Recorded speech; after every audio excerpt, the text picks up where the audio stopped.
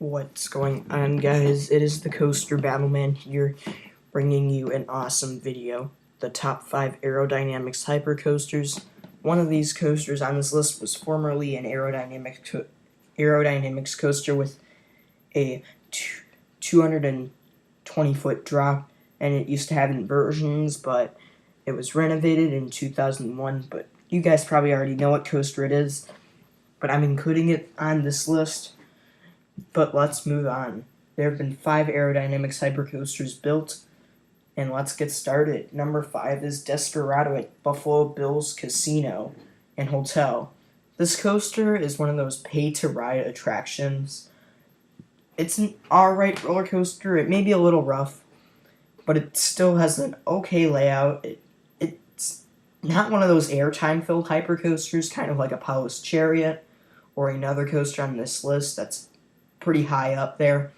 But Desperado, it's a decent ride, but it's definitely one of those good coasters. It's not bad, but it's not the best. Number 4 is Pepsi Max Big One. This coaster isn't bad, but it isn't great. This coaster has a curved drop, which is pretty cool compared to the other aerodynamics hypercoasters, and it also has one airtime moment, but then the rest of the ride kind of meanders around with random turns. But other than that, this coaster is pretty good overall. I think it's a good coaster. Definitely one of the best coasters in England. Number 3 is Titan Max. This coaster is located in Japan, and this is a pretty good hypercoaster.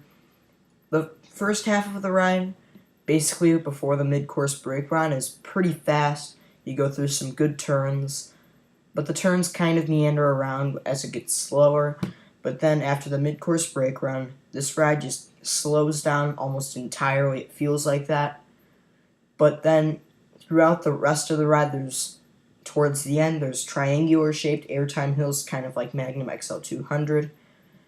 But the triangular hills are definitely probably the best part of this ride because of the ejector airtime you get on it. But other than that, this coaster is not bad, but not great.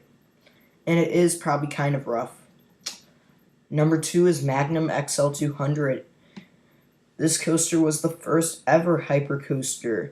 This is a very good roller coaster when it comes to aerodynamics hypercoasters. But overall, this coaster's have been getting rougher over the years. It's been having a reputation for not being that good, but I don't agree with people that think it's not good, because this coaster is a pretty good hypercoaster.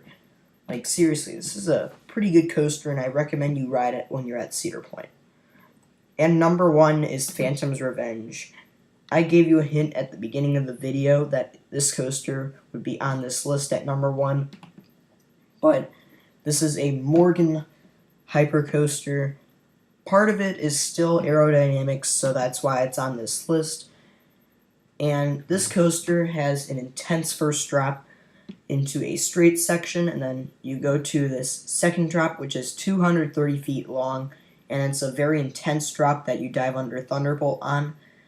And then the final half of the ride, after that second drop, you go into some intense ejector airtime hills, and that is the reason why Phantom's Revenge is at number 1. It has the height, it's not tall, it's only 160 feet tall, but it has that 230 feet drop, which considers it a hypercoaster, so that's why it's at number 1 on this list.